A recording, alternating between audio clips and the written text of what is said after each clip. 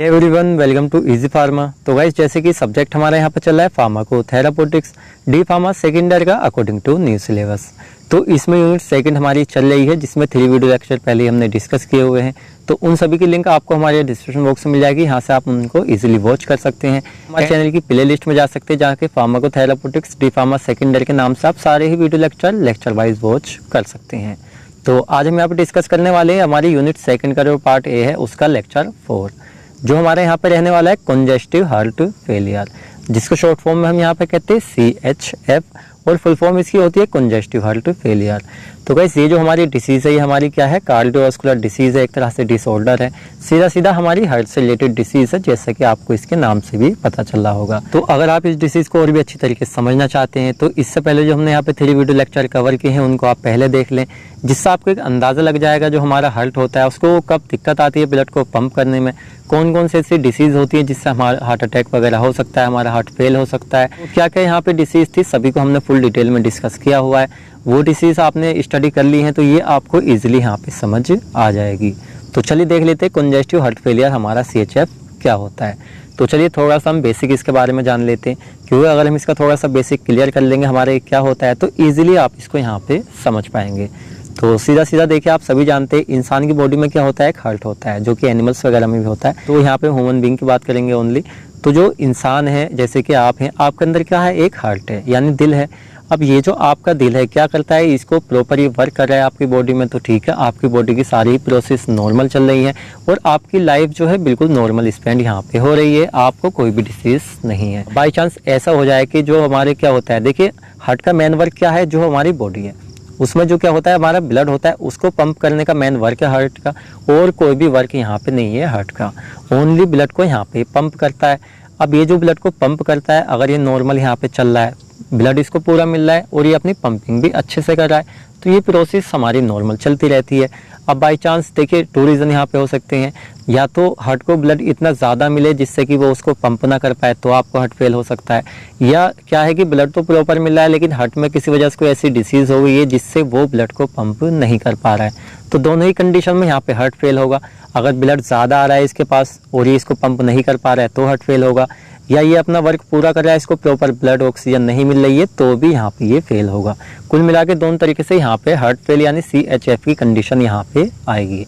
तो देखिए क्या होता है, नॉर्मली जो हमारा क्या होता है हार्ट होता है, तो हमारी बॉडी में नॉर्मल कितना ब्लड होता है, हमारा 5 से 6 लीटर होता है। लेकिन क्या होता है डिफरेंट पर्सन में, कुछ लोगों में क्या होता है ब्लड तेज़ी से बनता है, कुछ में कम बनता है, तो ये ज़्यादा भी हो सकता है और कम भी हो सकता है, यानी बॉडी वेट के हिसाब से भी होता है, साथ ही में जो बॉडी में प्रोसेस हमारी चल रही है उसके हिसाब से ब्लड होता है। लेकिन नॉर्मल कितना होता है, 4 से 6 लीटर नॉर्मल देखने को मिलता है, एक्यूरेट हमारा यहाँ पे 5 माना जाता है। तो हमारा जो हार्ट होता है जितना हमारी बॉडी में प्रॉपर ब्लड होता है, जैसे कि 4 से 6 लीटर या 5 लीटर आप कह लीजिए, इसको ओनली 1 मिनट में पूरी बॉडी में यहाँ पे पंप कर देता है। तो इससे आप अंदाज़ा लगा सकते हैं जो हार्ट का वर्क होता है ब्लड को पंपिंग करने का वो कितनी स्पीड से यहाँ पे होता है। अब मान लीजिए आपका जो कितना है अभी 5 लीटर यानी 4 से चलिए 6 लीटर ब्लड यहाँ पे था, जिसको हमारा जो हार्ट है 1 मिनट में यहाँ पे पंप कर रहा था, तो ठीक है हमारी बॉडी में हार्ट इसको पंप कर रहा था और हार्ट क्या कर रहा था, सारे ब्लड को बॉडी के पार्ट्स को दे रहा था, ऑर्गन्स को दे रहा था, जो हमारे ऑर्गन्स नॉर्मल वर्क कर रहे थे। बाई चांस क्या हो जाए, देखिए पीछे आपने नाम में हमने बताया था आपको हाइपरटेंशन, एक जो हाइपरटेंशन नहीं हाई ब्लड प्रेशर, ये एक ऐसी डिसीज़ है एक तरह से जो आज के टाइम में मोस्टली चल रही है, वो सबसे ज़्यादा जो हार्ट से रिलेटेड डिसीज़ होती हैं वो इसी की वजह से यहाँ पे होती हैं। तो चलिए 2 पॉइंट्स में इस पूरी डिसीज़ को हम समझ लेते हैं, आप बिल्कुल अच्छे से समझे जिससे आपके सारे डाउट्स यहाँ पे क्लियर हो जाएं। मान लीजिए क्या है, आपका हार्ट है, जो आपका दिल है, नॉर्मली 4 से 6 लीटर ये क्या कर रहा था, बॉडी में ब्लड को पंप कर रहा था, जिससे इसका जो आउटपुट था यानी जो हार्ट एक तरह से ब्लड को लेता है तो क्या होता है वो इनपुट होता है, और उस ड्रग को जब वो क्या करता है एक तरह से मतलब छोड़ता है, क्या करता है भाई पंप कर देता है, पूरा अपने आप से बाहर को निकालता है, ऑर्गन को देता है, तो वो होता है यहाँ पे हार्ट का आउटपुट। दोनों नॉर्मल चल रहे थे, बाई चांस बॉडी में आपका जो BP है वो बढ़ गया, हाई ब्लड प्रेशर एक तरह से, तो इसके बढ़ने से क्या हो रहा है, जो हार्ट को आपके ब्लड है वो ज़्यादा मिलेगा, जहाँ 4 से 6 लीटर मिल जाता हो सकता है वहाँ पे 7 मिल जाए। अब ऐसे नहीं कि ब्लड आपकी बॉडी में बढ़ गया है, वो क्या है मतलब दोबारा से लौट के हार्ट के पास आपके आ रहा है, इस वजह से ज़्यादा उसको वहाँ पे मिल रहा है और उसको पंप भी ज़्यादा करना पड़ रहा है। सीधा आप ऐसे समझिए, एक बंदा है जो रोज़ क्या करता है वर्क करता है, तो उस पर लिमिटेड वर्क है, कल क्या किया जाए उस पर वर्क थोड़ा सा ज़्यादा डाल दिया जाए तो क्या करेगा, थोड़ा सा परेशान होगा, दोबारा उस पर और उससे ज़्यादा डाल दिया जाए तो क्या करेगा, वो ज़्यादा मतलब उसको थकन महसूस होगी, थोड़ा उसके कवरेज से बाहर जाएगा। फोर्थ डे क्या हो सकता है, ज़्यादा मतलब उस पर वर्क पड़ेगा तो बीमार हो सकता है।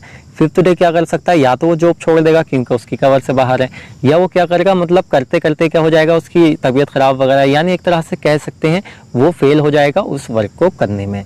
तो इसी तरह से जो हमारा हार्ट है, अगर उसको सफिशिएंट अमाउंट में मिल रहा है तो पंप कर रहा है, हिसाब से ज़्यादा अगर उसको मिलेगा तो यहाँ पे हार्ट हमारा फेल हो जाएगा।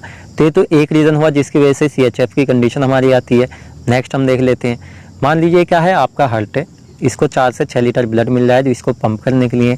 बाई चांस कुछ हार्ट के अंदर ही प्रॉब्लम हो गई है, जैसे कि आर्टरी वगैरह क्या होते हैं, जैसे कुछ ऐसा मतलब वीन्स यानी आर्टरी जो होती है उसके अंदर लिपिड वगैरह की वो हो जाती है, जिससे क्लोट वगैरह जम जाता है, जिससे ब्लड पास नहीं हो पाता है, या अदर मतलब क्या होता है लेफ्ट एट्रियम राइट एट्रियम, ये कुछ इनमें कुछ ऐसी प्रोसेस हो जाती है जिससे ब्लड की जो पंपिंग थी उसमें गड़बड़ा जाता है। सीधा कह सकते हैं हार्ट में कोई ऐसी डिसीज़ हो जाए जिससे वो पूरे ब्लड को यहाँ पे पंप ना कर पाए। इसकी वजह से क्या हो जाएगा, ये पंप नहीं करेगा तो आगे वाले जो ऑर्गन है उनको यहाँ पे ब्लड नहीं मिलेगा, जिससे क्या हो जाएगा, हमारा हार्ट जो है एक तरह से फेल हो जाएगा। तो देखिए ये कुछ हमारी ऐसी प्रोसेस है जिसकी वजह से कंजेस्टिव हार्ट फेलियर की कंडीशन यहाँ पे आती है।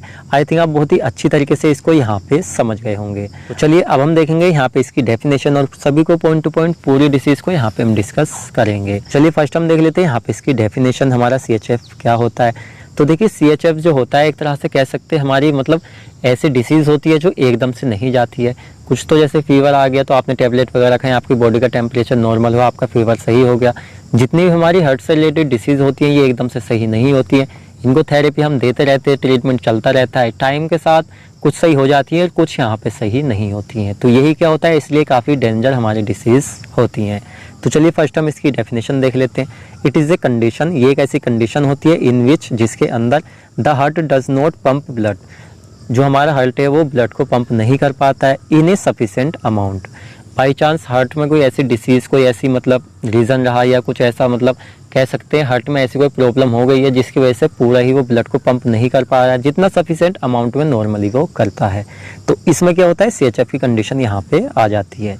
नेक्स्ट हम देख लेते हैं, to fulfil the body requirements, यानी जो बॉडी की फुलफिल रिक्वायरमेंट्स है, जो बेसिक रिक्वायरमेंट है उसके अकॉर्डिंग ये हमारे जो हार्ट है ये कंडीशन आ क्यों रही है, हमारे रिक्वायरमेंट के अकॉर्डिंग ये पंप क्यों नहीं कर पा रहा है। तो इसका रीज़न पीछे भी हमने आपको बताया। एक हमारी होती है कोरोनरी आर्टरी डिसीज़, तो हमने एंजाइना पेक्टोरिस वगैरह में बहुत ही अच्छी तरीके से इसको एक्सप्लेन किया था, आप इसके बारे में जानते होंगे। क्या हो जाए, हमारी जो आर्टरीज होती है उसमें कुछ ऐसा मतलब वैसे स्पाज्म में ऐठन वगैरह हो जाए या क्लोट वगैरह जम जाए जिससे ब्लड का सर्कुलेशन सफिशिएंट ना हो, या जो BP है BP बढ़ जाए जिससे हार्ट को ज़्यादा वर्क करना पड़े। ये दोनों ही कंडीशन क्या कर देती है, मेक्स यानी बना देती हैं द हार्ट टू वीक, यानी हार्ट को बहुत ही ज़्यादा वीक ये यहाँ पे कर देती हैं, और stiff to fill and pump efficiently, जिससे जो हमारा हार्ट है उसको जो इफिशिएंटली एक तरह से इफेक्टिवली पंप कर रहा था उसको बहुत ही टफ बना देती हैं उसके लिए उस वर्क को। नेक्स्ट हम देख लेते हैं, thus these conditions give rise to CHF, ये कंडीशंस क्या होती हैं, CHF को बढ़ाती हैं एक तरह से, उसको कर देती हैं। इन कंडीशन के बाद क्या होता है, कंजेस्टिव हार्ट फेलियर यहाँ पे हमें हो जाता है। तो आई थिंक आपको बहुत ही अच्छी तरीके से समझ आया होगा। क्या होता है कि स्टार्टिंग का कुछ पोर्शन ज़्यादा टाइम ले लेता है, क्योंकि अगर आप डिसीज़ अच्छे से समझ पाएंगे आगे का पोर्शन जब भी आपको समझ में आएगा, वरना आपको सारा हम पढ़ा भी देंगे और आप उसको समझ भी नहीं पाएंगे। और हम देख लेते हैं यहाँ पे टाइप्स, जो हमारा CHF है कितने टाइप्स का होता है। तो देखिए चलिए इसको पॉइंट टू पॉइंट हम देख लेते हैं। फर्स्ट होता है लेफ्ट साइडेड हार्ट फेलियर, यानी हमारी जो लेफ्ट साइडेड होती है, एक तरह से हार्ट हमारा थोड़ा लेफ्ट साइड में ही होता है, तो इस तरफ का तो होता है, इसको यहाँ हम देख लेते हैं। Fluid backup in the lungs causing shortness of breath, तो देखिए इसमें क्या होता है, हमारे हार्ट के पास क्या जाता है, ब्लड जाता है, वो क्या करता है उसको पंप करता है। बाई चांस जो हमारा फ्लूइड होता है वो क्या हो जाए, यहाँ पे वापस लंग्स के पास आ जाए, तो लंग्स से वहाँ को जा रहा था हार्ट का, लेकिन वहाँ से वो वापस आ गया। इसकी वजह से क्या हो जाता है, शॉर्टनेस ऑफ ब्रीथ कॉज हो सकती है, यानी आपकी सांस लेने की कंडीशन वहाँ पे गड़बड़ा जा सकती है। रेस्पिरेटरी कंडीशन उस पर डायरेक्टली इफेक्ट करके जिससे सांस लेने में आपको दिक्कत यहाँ पे हो जाएगी। सीधा सीधा कहें प्रॉपरली ऑक्सीजन वहाँ पे नहीं मिलेगी, उसकी सिचुएशन यहाँ पे घट जाएगी, क्योंकि ब्लड के अंदर ही हमारी एक तरह से कह सकते हैं ऑक्सीजन जो है वो हार्ट तक पहुँचती है। नेक्स्ट हम देख लेते हैं राइट साइडेड हार्ट फेलियर। अब हमारे जो राइट साइड में होता है इसको हम देख लेते हैं। Fluid backup in the abdomen legs and feet causing swelling, इसके अंदर क्या होता है, जो हमारे जो ब्लड होता है एक तरह से बैक मार देता है एक तरह से, कहाँ से, एब्डोमिन के अंदर। लेग्स जो हमारी टांगे होती हैं फीट पाँवों में, जो कॉजिंग कर देती है स्वेलिंग, यानी सूजन हमें एक तरह से आ जाती है। अब आप सोच रहे होंगे सूजन कैसा है, तो देखिए इसके सिम्टम्स है जो आगे जाके हम पूरे ही डिटेल में इसको देखेंगे। यहाँ पे आप इसको ओनली टाइप समझ लीजिए। नेक्स्ट हमारा होता है सिस्टोलिक हार्ट फेलियर। अब देखिए सिस्टोलिक और डिस्टोलिक समझने से पहले आप थोड़ा सा समझिए। आपने कभी देखा होगा जब हम क्या करते हैं बीपी को नापते हैं तो 2 रीडिंग में वहाँ पे आता है। एक तो होता है यहाँ पे सिस्टोलिक ब्लड प्रेशर, एक होता है यहाँ पे डायस्टोलिक ब्लड प्रेशर। तो सिस्टोलिक जो होता है वो हमारा हमेशा ज़्यादा होता है, डिस्टोलिक जो होता है वो हमारा कम होता है। अब देखिए नॉर्मल कितना होता है, हमारा जो सिस्टोलिक होता है यहाँ पे 120 होता है और जो हमारा डायस्टोलिक होता है ये 80 होता है। यानी 120/80 क्या होता है, ये हमारा नॉर्मल होता है। इससे ज़्यादा जा रहा है तो क्या हो रहा है, हमारे इंक्रीज़ हो रहा है, कम जा रहा है तो हमारा डिक्रीज़ हो रहा है। सिचुएशन दोनों ही कंडीशन में गंभीर यहाँ पे हो सकती है। तो आपको समझ आया होगा। अब हम देख लेते हैं, चलिए सिस्टोलिक यहाँ पर। The left ventricle fails to contract, यहाँ पे vigorously inducing a pumping problem. तो देखिए क्या होता है, हमारा जो लेफ्ट वेंट्रिकल फेल हो जाता है क्योंकि सिस्टोलिक हमारा ब्लड का प्रेशर वहीं से आता है, जो कॉन्ट्रैक्ट करने में एक तरफ से फेल हो रहा है, साथ में क्या हो रहा है विगरसली इंड्यूसिंग कर रहा है पंपिंग प्रॉब्लम। हम देख लेते हैं डायस्टोलिक हार्ट फेलियर।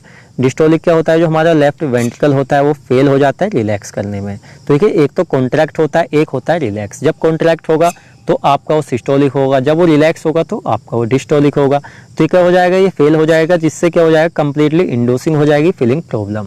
जो हार्ट एक तरह से फीलिंग होती है हार्ट के अंदर या वो बाहर ऑर्गन को देता है, उसमें वहाँ पे प्रॉब्लम आ जाएगी, जिससे CHF की कंडीशन आपको यहाँ पे आ जाएगी। चलिए नेक्स्ट यहाँ पे हम देख लेते हैं इटियोलॉजी, यानी जो हमारी कंजेस्टिव CHF की कंडीशन है ये किस तरह से हमारी बॉडी के अंदर रही, क्या क्या रीजन रहे जिसकी वजह से हुई, ये यहाँ पे हम देखेंगे।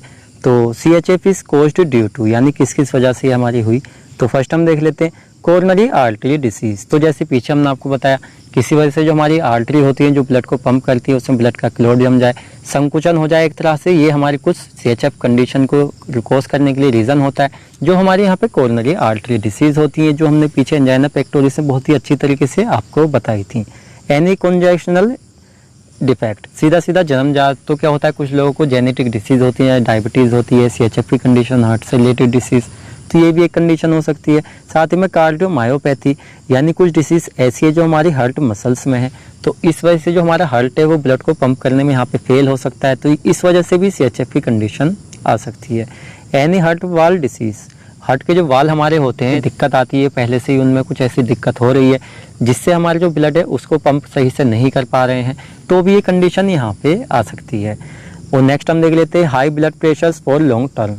तो कुछ लोग ऐसे होते हैं जिनको BP बढ़ता है तो दवाई वगैरह से कंट्रोल कर लेते हैं, नॉर्मल उनका हो जाता है। कुछ लोगों में जो BP हाई ब्लड प्रेशर है ज़्यादा टाइम तक वो चलता रहता है, यानी प्रोसीजर टाइम तक चलेगी, जो हार्ट एक तरह से उसकी लिमिट है, इतना ही ब्लड वो पंप कर पाएगा। एक टाइम ऐसा आएगा कि हार्ट उस फेल हो जाएगा, ब्लड को पूरा पंप वहाँ पे नहीं कर पाएगा, तो ये भी हो सकता है। सीवर लंग्स डिसीज़, तो क्या होता है कुछ हमारी लंग्स से रिलेटेड डिसीज़ जो एक तरह से क्रोनिक ज़्यादा टाइम तक चलने वाली हैं, उस कंडीशन में भी ये डिसीज। नेक्स्ट हम देख लेते हैं डायबिटीज़। तो देखिए डायबिटीज़ में कंडीशन आ सकती है सेवर एनीमिया, इसमें कंडीशन आ सकती है एबनॉर्मल हार्ट रिदम, जो दिल की एक तरह से देखिए रिदम में 72 है जो हमारी पल्स होती है, अगर नॉर्मल है तो हमारा ब्लड का फ्लो जब नॉर्मल है, जब हमारी नॉर्मल होती है, BP ज़्यादा इंक्रीज होगा तो एक तरह से हम कह सकते हैं हमारी जो रिदम है वो भी यहाँ पे एबनॉर्मल हो जाएगी, तो उसमें भी कंडीशन हमारी आ सकती है। नेक्स्ट हम देख लेते हैं पैथोजेनेसिस, सीधा सीधा रोग जनन। अब हमारी बॉडी में रोग जनन कैसे हो रहा है, एक तरह से पल क्यों रहा है, ये क्यों इसने जन्म लिया, किस तरह से लिया, क्या रीज़न रहे, ये इसके अंदर हम देखेंगे।